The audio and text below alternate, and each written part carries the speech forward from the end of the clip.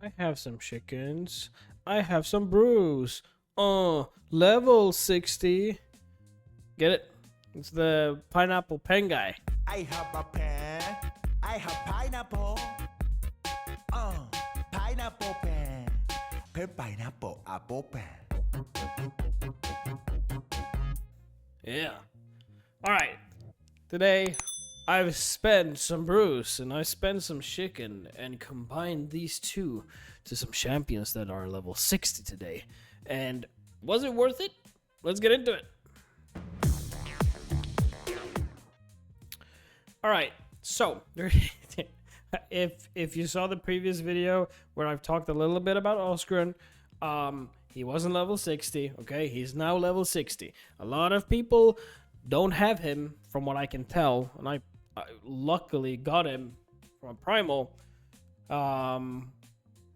And today we're going to do a tier list of how valuable these guys have been for me. Okay, for me, and I'm always gonna talk about them in general. Okay, we're starting off with the big boom, hell yeah, Oscar. Okay, guy looks amazing. Ass 5 out of 10, no ass there. Nipples 7 out of 10. Beard 10 out of 10. Eyes 10 out of 10. And the red theme going all across is just hell yeah. I mean, look at this. He's got floating skulls up there. That's probably the enemies that he's killed. He's only killed 2. He's a support champion, however. Okay. Sword. Yeah. It's okay. Why? Why is he level 60? I use him a lot in PvP.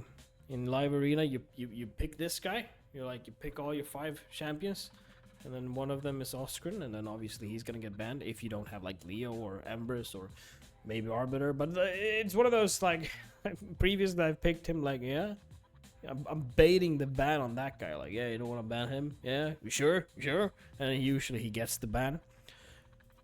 I'm gonna go through the kit. This is gonna be a little bit of a longer video, but yeah, grab him some popcorn. Pause here. Oh wait, grab some popcorn. Oh wait, I'm done waiting. Okay. Ideally for PvP, I will test him out a little bit more in PvE, and there's gonna be a video out about him. Osgren, any good? Question mark. Zay1. He's not booked out. I know. I don't spend money on books, as you can tell. A1 attacks one enemy. What? What? One? Has a 50% chance of increasing the cooldown of a random active skill on a target by 2 turns. Ooh, that's cool. PvP, mostly. That's cool. Also fails the turn meter of all allies by 10%. Oh, that's good for everything. But for if you use him against Solonar, that's one of the new champions. Fucking yikes. Holy shit, I didn't think about that. Oh my god. That's because every time you fill turn meter, I believe he does like a huge AoE damage thing, and then that's not a good thing. Holy shit, I didn't think of that. Oh my god. I'm definitely not picking Osgren if I'm against Solonar. Damn! We're gonna talk about why he's good here, not why it's bad, okay? A2 has a 75% chance of removing all buffs from all enemies. This is booked up to 100%. Decrease the turn meter of all enemies whose turn meter is equal to or lower than 50% by 20%.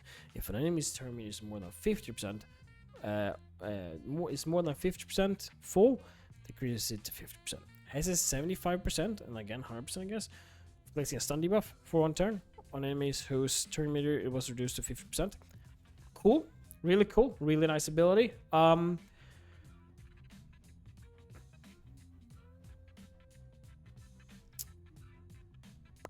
Yeah, this one is PvP heavy.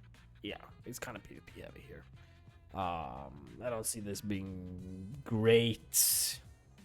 I mean, yeah, could be in PvE, but mostly PvP, right? Let's face it. A3, this one. Damn. Teams up with all allies to attack a single enemy.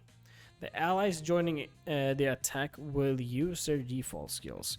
Before attacking, places a 50% increased attack buff and a 7.5% shatter buff on all allies for 2 turns. It's the smaller version of shatter, but still, it's shatter.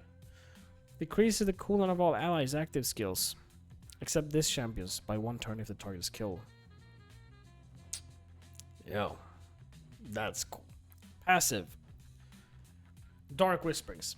Passive effect. Allies inflict 20% more damage against enemies under a stun debuff. Okay. Active effect. Whenever an ally is killed, instantly activates Magics of Irith skill. Will not put the skill on cooldown. If there are multiple champions on the team with this skill, only one will activate. This skill will not activate on duplicate copies of this champion. In particular, this champion is dead. Really cool. Okay. This synergizes so good. Really nice. And a 28% aura in arena battles. So, you know, Arbiter Band, boom, there you go. It's a really nice go first kind of aura there. Or mostly at least. That's Oscar. So, we're going to rank them later. So, next one. They're not all PvP, by the way. They're a little bit here and there. Who we're going to go for next? Okay? I want to go with... Let's switch it up a little bit, yeah? Ugo. We all know Ugo. He's really good. I'm mid-game right now. Stepping into a little bit late game, I guess. So Ugo, I feel like he sees the light a little bit more maybe in Cursed City or Grim Forest, perhaps. Not maybe in the, like, in, well, you know, I mean, Hydra, probably putting him in Hydra, yeah, because of some abilities I'm gonna read up. Faction Wars, Chimera, Demon Lord. Yeah, he might be actually a really good fit in one of my Hydra teams, actually. But, yeah. So, why him? Okay? Mostly, it's because, let's have a look. It is basically the A2. But let's go, I'll get to this kid, alright? I'll get to the A2. Let's start off with A1. Attacks one enemy. Has a 35% chance of placing a leech debuff for 2 turns. This chance increases by 5% for each alive enemy. Maelstrom Rack attacks all enemies. Has a 75% chance of placing a 60% decreased defense debuff for 2 turns. That's cool. Also has a 50% chance of placing a block buffs debuff for 2 turns. That is why. Okay, that is why. That is cool. On an epic champion, the value is kind of, you know, 10 out of 10. This is also, hold on, that's a 50% chance, okay? And then the chances increase by 25, so that's a 75% chance. And that's 100%. For 2 turns, the chance of placing the block buff debuffs increases by 5% for each alive enemy. Cool. So would that be... That would be close to, or if not, 100%. That's kind of cool. Then we have Ugo's Brew. Removes all heal reduction debuffs from all allies. Then removes 1 random debuff from all allies. Then heals all allies by 20% of this champion's max HP. If all allies are dead, revives them with 50% HP and fills... Dude, I didn't really think... wow. Hold on. Shit.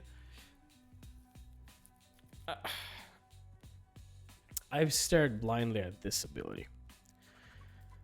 I thought... Because I haven't read through the kit that well. Sorry. But... Okay, if all allies are dead. What if 1 ally is dead? I guess that doesn't count then. But okay, I didn't really see this as an AoE revive. That's huge. But then that means... How often, though, is Ugo the one being the last one standing? Maybe. Build her tanky. Yeah, she's yeah, it's a her. Yeah, I was questioning that for a little bit there. But yeah. She's gonna be work very well in Grim Forest. And hopefully Hydra. Alright. Then, we had an epic. We're gonna go for next. Yeah.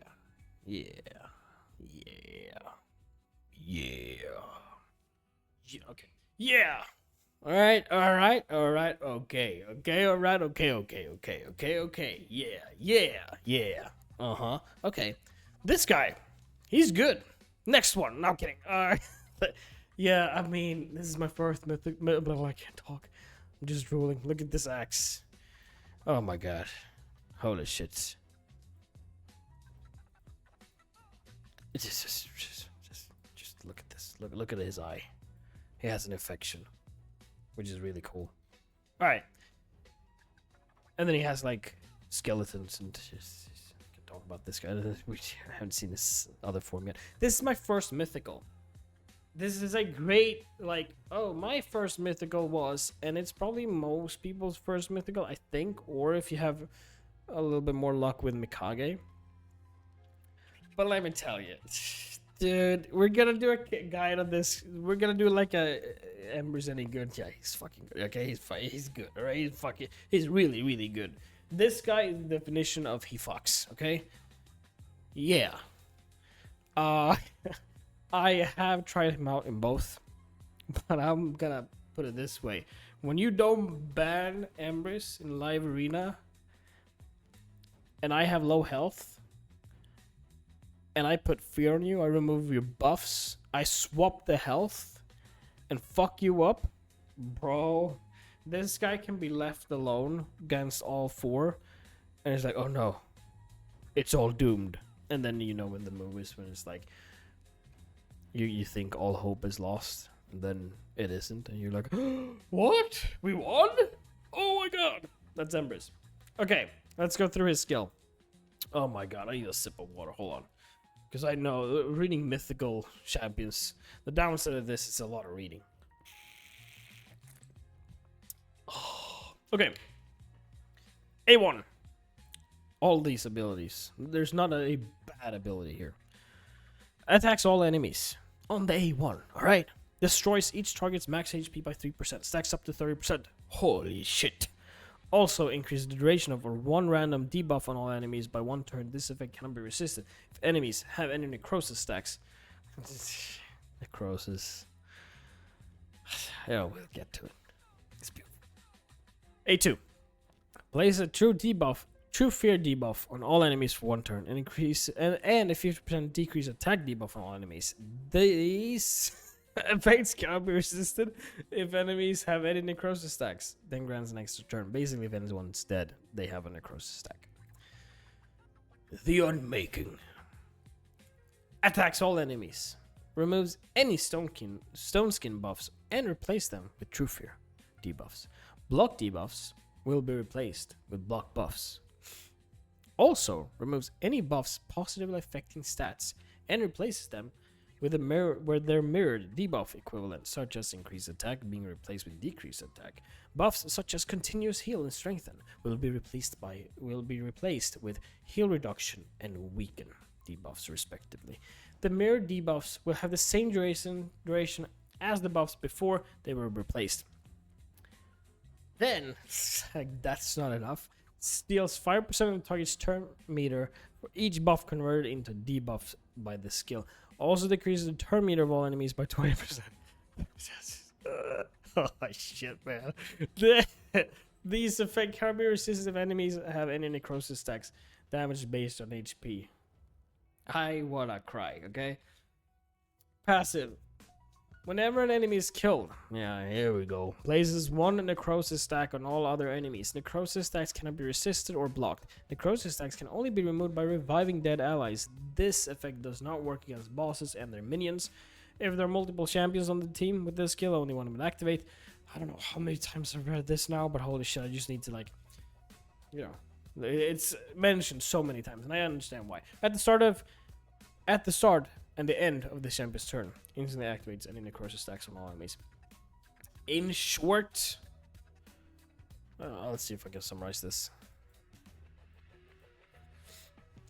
Fuck it, let's read it because I feel like it's important. You should be able to have a search bar here. Oh my god. Okay. When an enemy champion dies, a single necrosis stack is placed on all other alive enemies.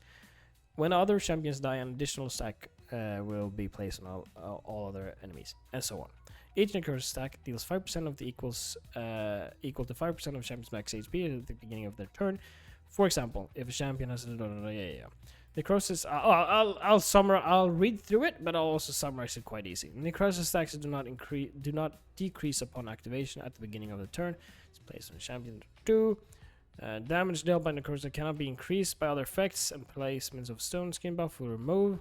And placement of a stone skin buff will remove necrosis. I actually didn't know that. If there are any dead enemy champions in the battle after a stone skin buff expires, necrosis stack stacks equal to the number of dead enemies champions will be applied. When a dead enemy champion is revived a single year. So basically, champion dies, everyone else gets a debuff. Okay? When another one dies, they get 2 stacks of that debuff. And 1 stack of the debuff is 5% damage. Basically, when one champion dies, all others gets a debuff and takes damage. And the only way to remove it is to revive your champion. It's very similar to Chimera. I guess it's the same. Now, let's go into his sexy ass form. I'm trying to book down his this. Oh, beautiful.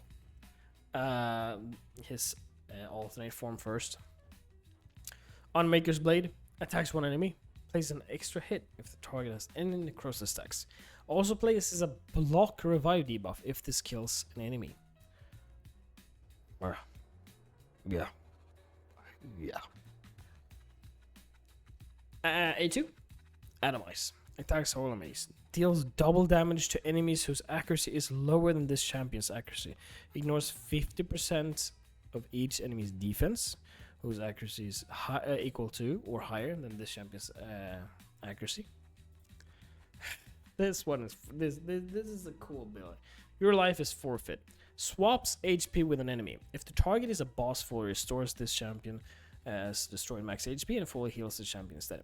Each time the skill is used, increases the champion's ignore defense effect by 10% while in their alternate form. Stacks up to 50%. And then we have the passive. And before we read this wall of text,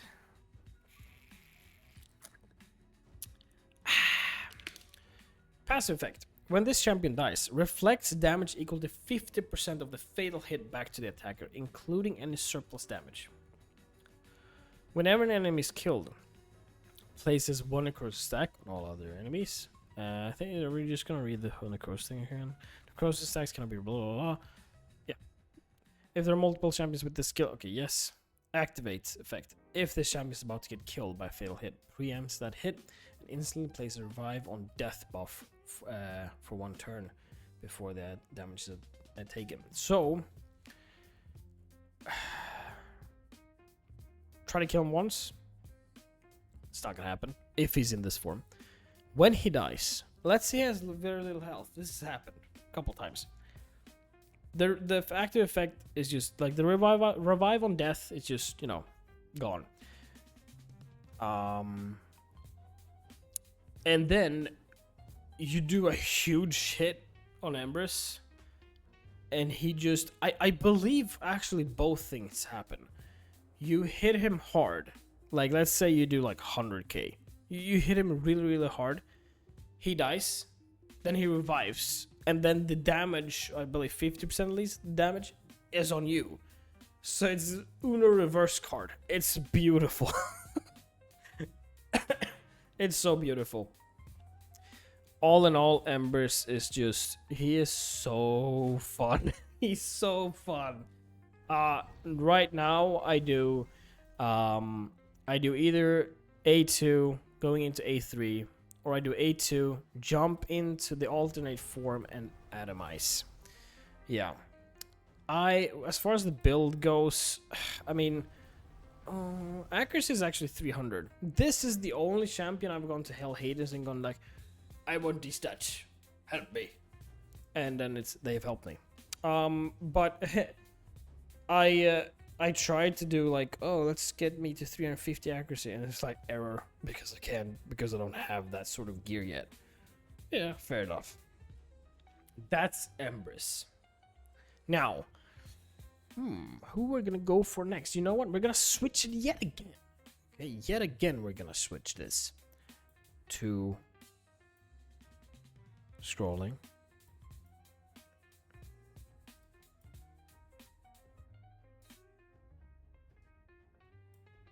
There he is. Vogoth. He's good. for 2 reasons. I am pretty sure he can solo some shit. Or assist to solo some stuff. I don't remember if it was was it Bommel? I haven't really tested him out there, but Faction Wars has been great, and it's the abilities that are so beautiful. It's the reason why I booked him. I put the chickens in, and you know, all that sort of stuff. And look at those man boobs. How can you not love him? Yeah. All right, A1. Horrendous Strength. Attacks one enemy 3 times. Each hit has a 30% chance of increasing the duration of one random debuff on the target by 1 turn. Damage based on HP. Okay. Wave of Revulsion. Attacks all enemies. Has a 60% chance of placing a provoke debuff on all enemies for 1 turn. Also has a 60% chance of placing a decrease attack debuff for 2 turns on targets who receive the provoke debuff from the skill. The A2 combined with the passive is what makes it beautiful. He actually has 2 passives. Whenever this champion is attacked, heals all allies by 50% of the damage received. Only heals by 25% of the damage received from boss attacks. This champion only receives half of the heal that all other allies receive. Come to think of it, should you not put him in provoke set and like regeneration gear? Anyhow, this is his next passive. When attacked, plays a leech debuff on the attacker for 2 turns. If the attacker is on the provoke debuff placed by this champion, also has a 70% chance of increasing the cooldown of random skill on the attacker by 2 turns. Occurs once per attack. Why this is so nice? As soon as you provoke, basically, if he provokes you, you're forced to attack him. If you attack him, he'll heal all the rest of your enemy allies. That is really cool. That's a very he doesn't, you know, he doesn't have turn meter increase. He doesn't have active heals, but if he has provoke, he will heal all your allies every time he gets attacked. Hence why I put all the chickens and brews into him. Really, really nice champion. Love his synergy with the abilities. I wish his A1 had a chance of, or 100% chance of provoking. Oh. We have 3 more. Let's go with Xenomorph. Okay. Really cool champion. I've tested him out in a recent video that I believe is coming out or has come out. We did some dragon poison stuff, which was really fun. And this guy, as far as killing waves off with the A2 and putting a bunch of poison on, he's very fun. He's way more fun with other champions with poisons and poison sensitivities. Anyways, let's go through the kit. But before that, guys, if you haven't hydrated, you should. He looks thirsty. You're not getting any water. You have enough saliva there in your mouth. Look at that. Guy can't stop drooling. It's because he's gonna say looking at me, but does he even have ice? I don't think so. A1. Attacks one enemy. Places a 5% poison debuff for 2 turns. Places 3 5% poison debuffs if this attack is critical. I'll tell you. Going in and placing 3 poisons immediately. Cool. Really cool. Also places a Perfect Veil buff on this champion for 2 turns. And this ability is what wipes the waves. Attacks one enemy. Before attacking, place a stun debuff and infest debuff on the target for 2 turns. These debuff cannot be resisted if this champion is under Perfect Veil. Places a True Fear debuff on all other enemies for 1 turn. This debuff cannot be resisted again if the Perfect Veil. Passive effect revives this champion with 50% and 50% turn meter whenever an enemy is under infest debuff dies. I think we need to go into Infest to sort of explain it. Whenever an enemy under we are reading a lot today. Whenever an enemy under an Infest debuff dies, deals pure damage to all other alive enemies. This pure damage is equal to 50% of the target's max HP who died while under the Infest debuff. This pure damage cannot be critical. The pure damage dealt upon killing a boss or their minions cannot exceed more than 10% of their max HP. Basically, as soon as you put this debuff on an enemy, kill it quickly. And then once he dies, or she dies, kaboom! Fucking boom! You know what I mean? This works very well with the Seer, actually. I'm getting a little bit of a love thing for Vizier. Vizier has on his A1 can increase the duration of a debuff, also spreading a debuff. If he spreads infestation on the whole team, that's all I'm saying, okay? Rip and Claw. Attacks one enemy 2 times, deals 50% more damage for each poison debuff on the target. Also plays a perfect veil buff on this champion for 2 turns, damage based on attack. This is actually, the A3 is not actually the cool thing. The A1 and the A2 is, in my opinion, from my experience. But yeah. And then we have passive.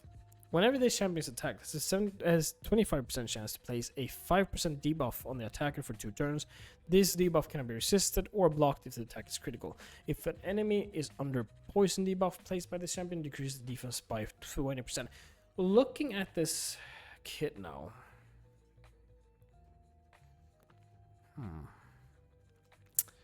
I want a lot on this champion. Because now that I'm like reading the kits and making sense of it, what I would want is him being sort of tanky. Reason being is because of the passive. The more times he gets hit, you have a chance of placing poison. Great. But you also need accuracy to land poison. You also need speed because you want to get in with the A1 ult and like bam, bam, bam, bam. So there's a lot. There's speed, accuracy, crit rate, I believe. Crit damage as well. Yeah. Crit for the 3 poisons. Survivability for the passive. Yeah. Yeah, and speed for just turn meter boost. Alright, that's Xenomorph. He was free. And holy shit. If you have him, congratulations. Team him up with some poison sensitivity and you'll have a good day. Let's go with Ezio. Okay. I need to assemble this gear. Holy shit. Ezio, I with Xenomorph. They're like a couple. They're like kissing. And then spreading poison. Yeah. He's looking really cool. Ezio, if you played Assassin's Creed, he has some hidden blades. You know. Oh, there it is. There it is. Anywho, let's go through his kit. On the A1, attacks one enemy, has a 75% chance of placing a decreased defense debuff for 2 turns. This debuff cannot be resisted if this champion is under perfect veil. Veil or perfect veil. Okay? Cool.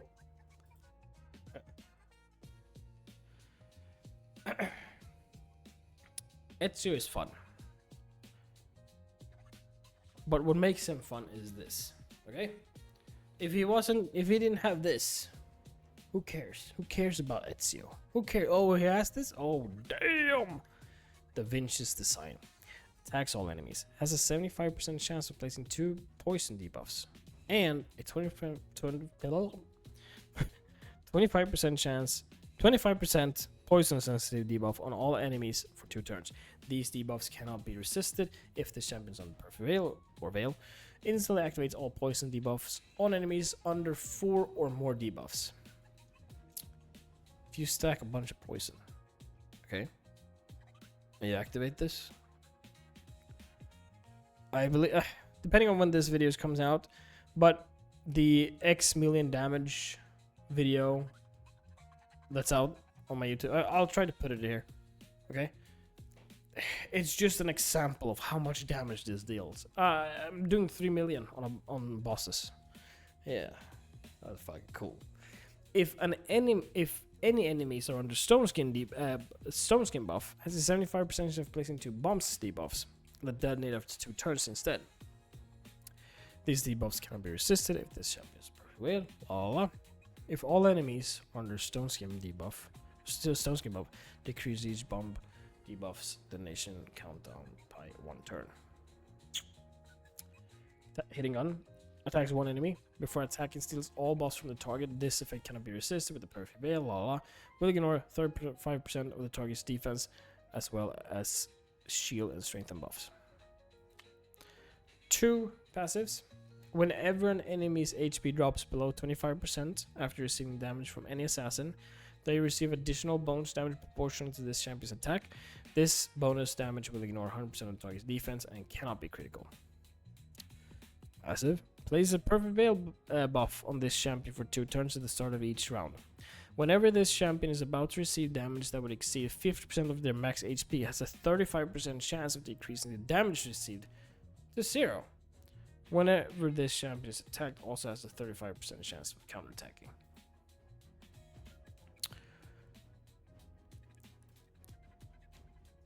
Add poisons, and then drop this ability, and you'll understand why he's so fun. This ability alone can also do pretty good damage, but with this, it's Oppenheimer level, okay? We have one more champion. And before that, hydration break.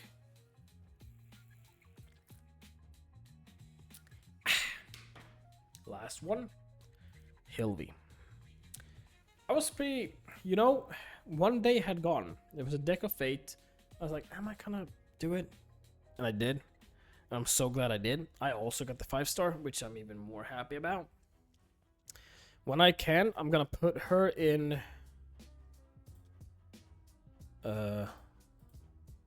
Mercurial, because apparently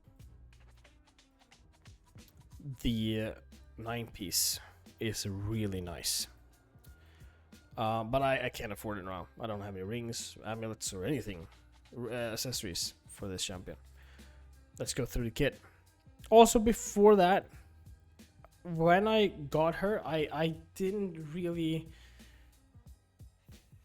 read through her kit well enough. I literally thought she would place HP burn on all enemies, okay? Including bosses. This is not the case. What is the case is, well, we'll see. Alright, A1. Attacks 1 enemy 2 times. Each hit has a 50% chance of placing a 60% decreased debuff for 2 turns. If Tormund the Cold is on the same team, has a 25% chance to instantly activate his Rimefire skill. I don't have Tormund. I definitely don't feel like I need to have Tormund, because she stands strong and tall. Not that tall, but strong alone. Hell yeah. Power to the women. Woohoo! Okay. A2. Removes all buffs from all enemies, then places a freeze debuff on all enemies for 1 turn. If Tormund the Cold is on the same team, instantly activates his Blizzard Rage. This skill's cooldown cannot be decreased or reset. Ward of the Glacier revives all dead allies with 50% HP and 30% turn meter. Places a block damage buff on all allies for 1 turn, and a 30% increased speed buff on all allies for 2 turns. Will place these buffs even if no allies were revived. If no allies were revived by these skills, also fills the turn meter of all allies by 25%. This skill's cooldown cannot be reset. Passive. Here we go. This is sort of what makes her. What makes her. Divine Mission. Whenever an enemy receives a freeze debuff, this champion steals 1 random buff from them. Place the HP burn debuff on them for 2 turns and decrease their turn meter by 10%. Tormund the Cold is on the same team, fails his turn meter by an amount equal to the enemy turn meter decreased by this skill. If there are multiple champions on the team with this skill, only one will activate. This skill will not activate on duplicate copies of this champion if this particular champion is dead. Basically, she has a revive, which is really nice. She has an AoE freeze. And if the champions gets frozen, they also get HP burned.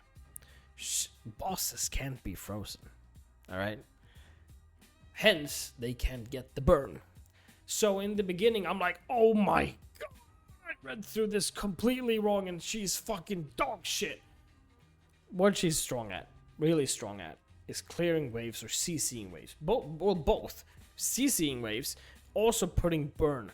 So on Grimforest, for example, or even in Arena, being able to freeze them and then HP burn them, especially if they have a lot of health or they're very tanky. I mean, have you ever placed HP burn on Ultimate Death Knight? Have you ever gone up against Ultimate Death Knight going like, holy shit, this guy doesn't die? And then you place HP burn on him and you're like, oh my god, he dies automatically. Yeah, really, really nice. So Hilvi, alright? Now, with that being said, let's get into it. I am going to move myself. Alright? So, yeah, let's put myself here. Let's hide the ad. Hell yeah. Hell yeah. Hey guys! Alright. So, how are we gonna rank them? I am going to rank them based on how big of a deal they've been to my account. Some champions here are vital. Some champions here are fun. That's not the same thing, okay? Fun doesn't have to mean that they're like really, really good for my team. Ezio, really fun. In this case, I mean, he's fun and he's good as well. But let's start off with, I might actually put this in on when I review the champions. I'm not sure how I do it in the edit, but worst case you'll see this at the end and I'm just rating them. Anywho, let's go with Ugo. For me, the block buffs and being able to put it on quite frequently on Hydra, I haven't tested it yet, but that weighs a lot for me. Because that's what kind of screws it up. You know, you place all the HP burns and then it's like cleanse. I guess you can cleanse the block buffs as well, but when you don't have a cleanse and then you're blocking all the buffs, I'm gonna put Ugo at A tier.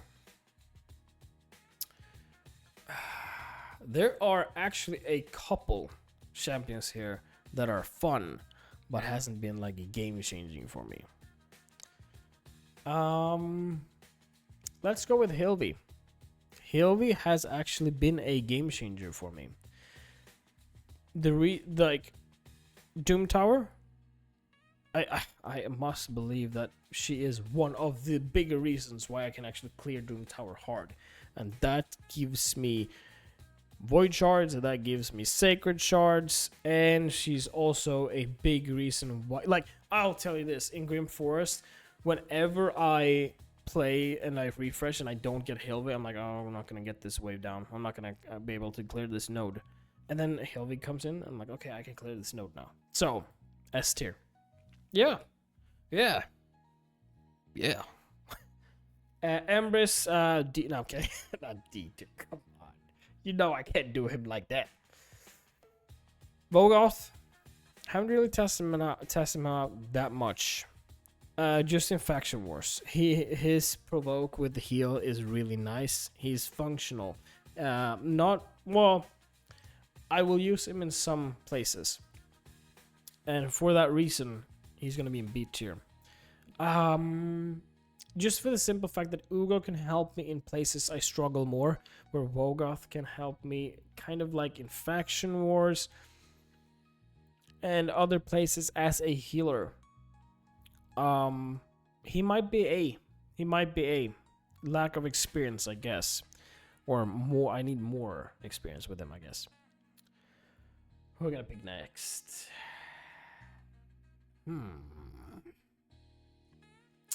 Let's go with Xenomorph.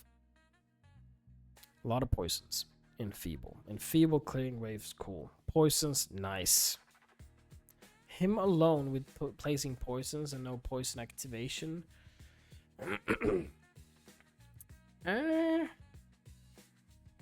He's squishy. And if he's squishy, he can't really have time. Because poisons, you need time to put poisons on. Maybe I need to build him tankier. Or protect him more. I don't know. But his enfeeble can clear waves like nobody's business. Wave clearing. And with poison, with 3 poisons, A tier. This is interesting. Oscar I've used a lot in PvP. Mostly for just frightening the other opponent. Either to ban him or just to do an ally attack that claps the shit out of your main guy in their team. In PvE, the remove buffs, the ally attack, I'm looking okay. Killing champions, killing like bosses, cool. Ally attack, nice. Fire Knight perhaps, but I have the turtle team, so not that big of a change there. In arena, he can be a threat. He can be fun, but he hasn't been. I wonder if I'm gonna get hate from this. He hasn't actually. I mean, I can't talk. He's been important. He's been fun, but he has not been vital. Has he actually? Hold on. Has he been a big reason why I've won arena matches? No, he dies way too quick. He was level 50 at that point, but he has a lot of health and he's squishy. Then we're gonna let's do Ezio.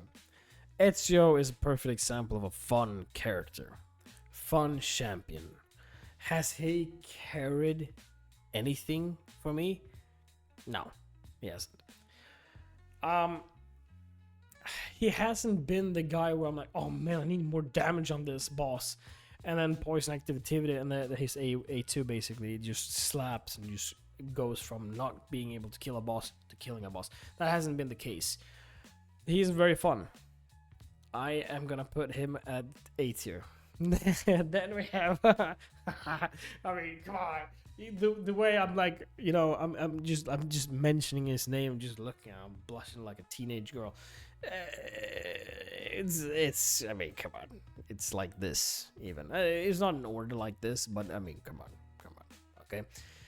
So ideally, all the chickens and brews, kind of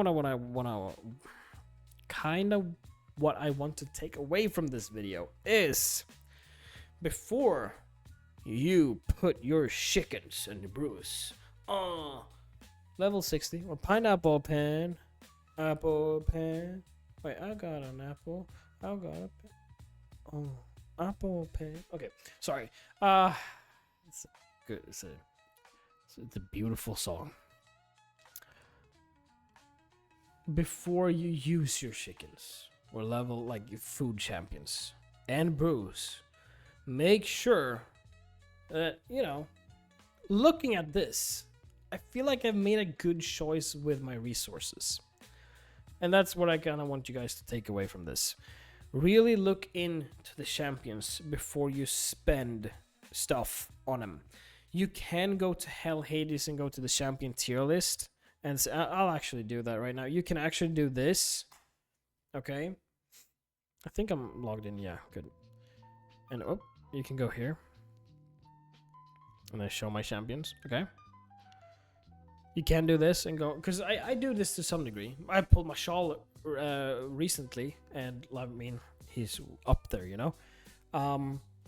But take this with a grain of salt, because I mean, this is really good, right? You have a clear idea of where they're good. So for example, Demon Lord, Mithrala, Deacon, Geo, Kyoko. Okay, this does not mean, however, I'm using these 5 champions on Demon Lord. Not at all. I'm using a turtle team with Elva, so they're not even mentioned here, you know. So take this with a grain of salt, obviously, but and also one thing.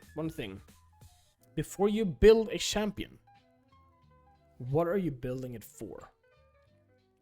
Is it clan boss? Is it Hydra?